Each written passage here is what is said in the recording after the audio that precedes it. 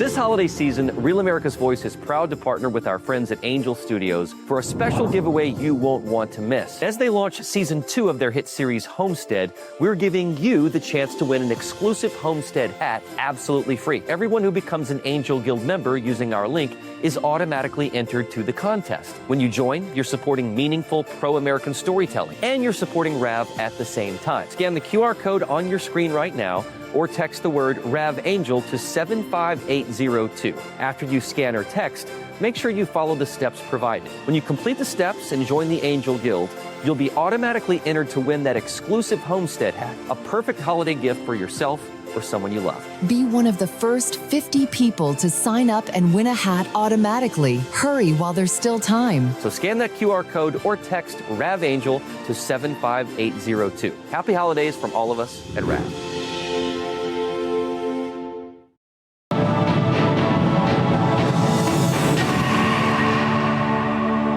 Bates here with your Real America's Voice Newsbreak. We appreciate you being here with us. President Trump out with plans for a new class of U.S. battleships, which of course marks a buildup in the U.S. Navy. The commander-in-chief says the so-called Trump class of battleships will be larger, faster, and, quote, 100 times more powerful than any previously built American warships. Meantime, President Trump also saying the U.S. will keep the crude oil and the tankers that have been seized near Venezuela. They were netted during the ongoing U.S. blockade in that region. We're also hearing that the administration is pursuing a third tanker after having already stopped 2 of them. The move is a way for the Trump administration to put pressure on Venezuelan President Nicolas Maduro to step down. And President Trump continuing the push to make Greenland part of the United States. The latest step involved the president appointing Louisiana Governor Jeff Landry as special envoy to Greenland. Denmark's prime minister is criticizing the move to convert the island, saying, quote, "You cannot annex another country, not even with an argument about international security." That's a quick check of your headlines. We appreciate you being here with us. Now, let's get you back to the Charlie Kirk Show.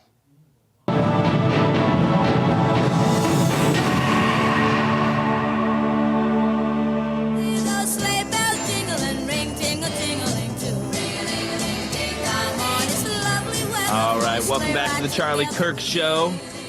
Just about to bring in Batya Ungar-Sargon from NewsNation in just 1 second. I'm very excited about the conversation we're about to have. But first, I want to tell you about our friends over at TikTok. Good conversation is about respect. It's how we create a space where people are able to share their ideas and be heard. Charlie understood that. Turning Point understands that. And TikTok has strived to be a place where that kind of respectful conversation can thrive, where curiosity fuels connection. When ideas meet respect, good things can happen. On TikTok, you can find a mechanic explaining the why behind a problem most of us wouldn't even know the name of, or a father sharing a lifetime of knowledge with his viewers who listen and then they respond. TikTok turns connection into community through small acts of understanding. You can feel it in the connections and the thank you from a stranger halfway across the world. TikTok is a place where respect opens the door for discussion, and discussion helps us build something real. Portions of the Charlie Kirk Show are brought to you in part by TikTok. All right, next up here is Batya Ungar-Sargon. She is the host of Batya with an exclamation mark on NewsNation. Batya, you have, we were talking on the phone. You've been watching everything from that happened at AmFest from afar. And you were so complimentary to me and to Turning Point about the event, because I think maybe you were surprised by it a little bit. You were a little nervous, a little trepidation going in when you saw the speaker list. And then tell us what your 30,000 foot view, what was the vibe for you watching from afar? First of all, thank you so much for having me, Andrew. I have to say I'm unexpectedly getting a little bit emotional because it's my first time on since Charlie was taken. I didn't realize. Yeah.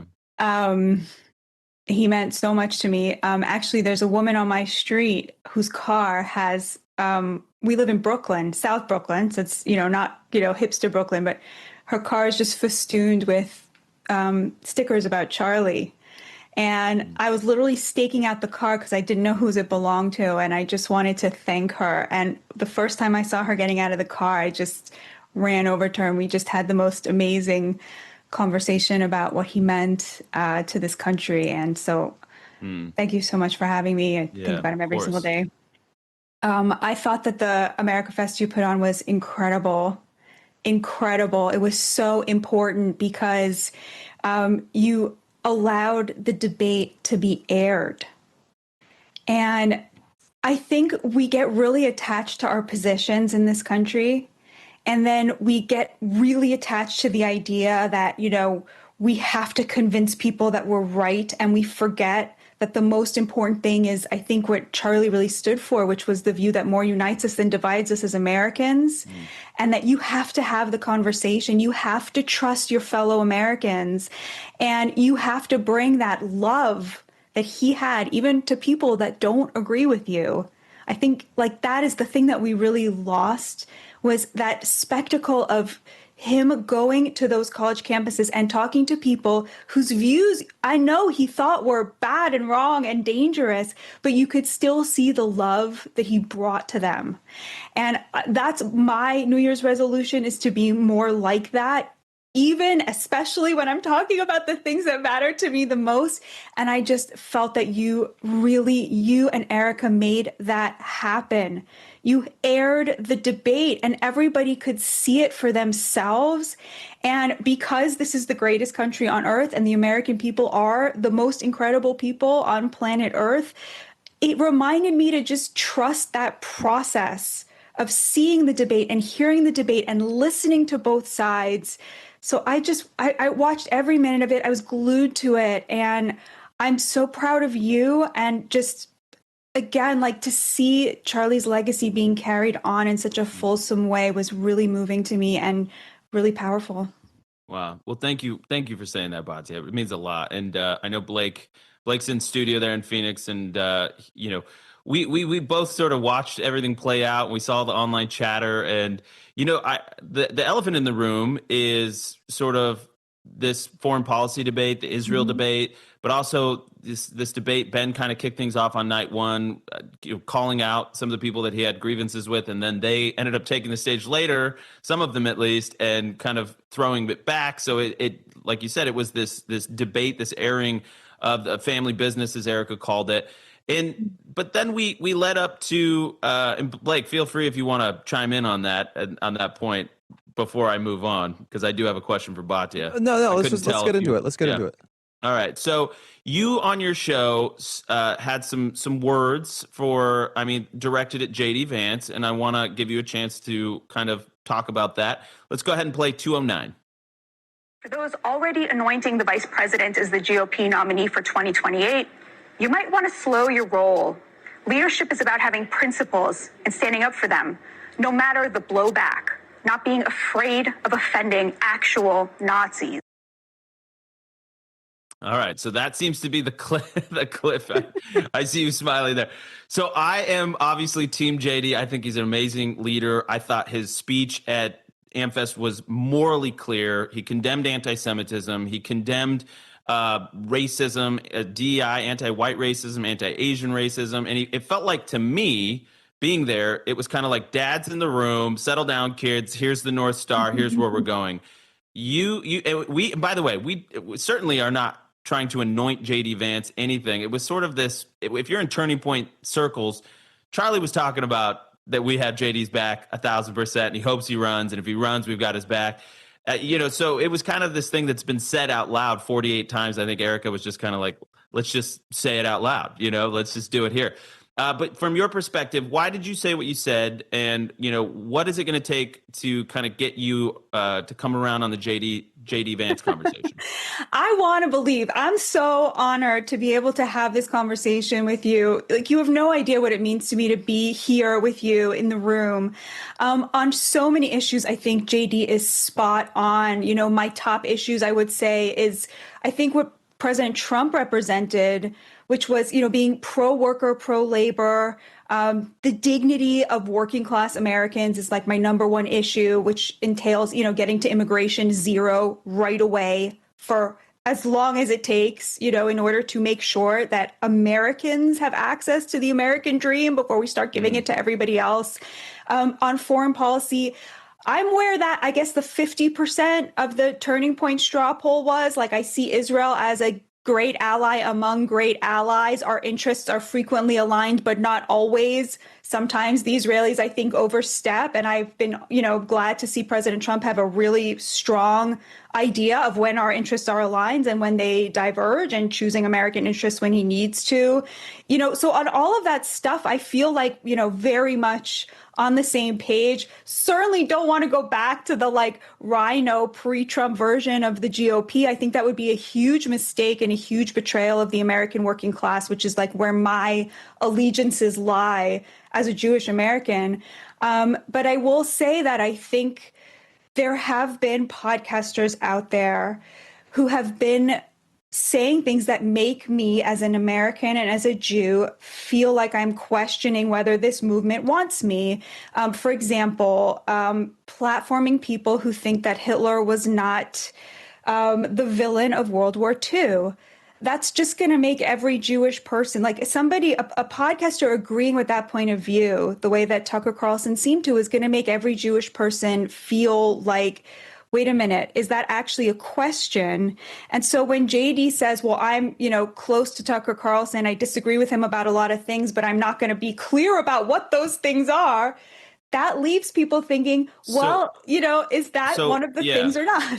Yeah. And Blake, I want to get you in on this conversation because you obviously have a really long relationship with Tucker. But I want to show that you mentioned the straw poll. Go ahead and throw 178 up on the screen. It shows 53.4% consider Israel an ally, 33.3% our top ally, only 13.3% say that Israel is not an ally of the United States. So despite all of, the hand-wringing, all the loud voices online, we still are at, 87% of AmFest attendees consider, Israel either our top ally or an ally. And, maybe what you're seeing in the shift in the dialogue is more to, one ally of many as opposed to our top ally. Maybe that's the shift you've seen in the Trump era. Blake, I want to give you a chance to respond just because of your relationship with Tucker. So a few things. I totally understand where you're coming through, specifically on some of that. Yeah, the Hitler stuff, that's popped up more. I will say I've been hearing stuff like that, honestly, my entire adult life. It bubbles up. I think there is an element where some people find it interesting in a transgressive sense or something. And I'd want to say, I hope it has no modern political manifestations, but it does pop up with a degree that if I were a Jewish American, I think I would find it more disturbing as you do. I don't get why some people think in this particular political moment, relitigating an 80-year-old war's morality is of great importance, but some people like that. I will say I'm sympathetic to the position. Blake, can I just jump in for a second? Sure.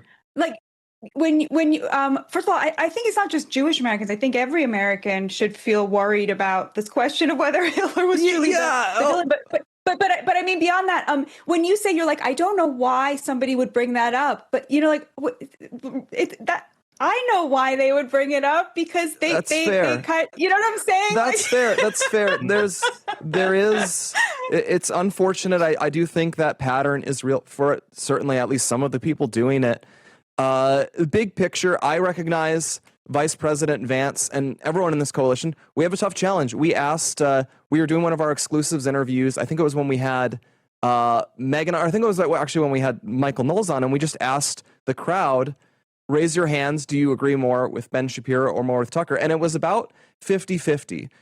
Ultimately, what we've been saying is we have to be able to build a coalition that is forward. And what I liked with Vice President Vance was he's saying we are going to define this movement by positive things, by positive affirmations. And those are going to be good affirmations that make us a superior alternative to the left. And I think if Vice President Vance is setting a positive example, and if he's taking on a leadership role that shows that positive example, he can shape the movement in a good direction that is good on policy, good on unifying rhetoric. And instead of having to go around playing police and disavowing people, what you are avowing is going to make people into something better. And I think that's an example Charlie himself tried to set while he was with us. Yeah, 30 seconds, Batya, and then we're going to take a quick break. I was truly humbled by how right Andrew and Charlie and you, Blake, were about how you set up the whole America Fest. I just came away feeling like it could not have gone better. And that was because of the disparity between me and the views that I heard there. All right. Well, I'm going to ask you, I have a really pointed question when we get back from the break, Batya. But first, I'm going to tell you guys about our friends over at Good Ranchers. If you're anything like me this holiday season, you want to give a gift that actually means something. Not another sweater, although I love the Dude Abides Christmas sweater.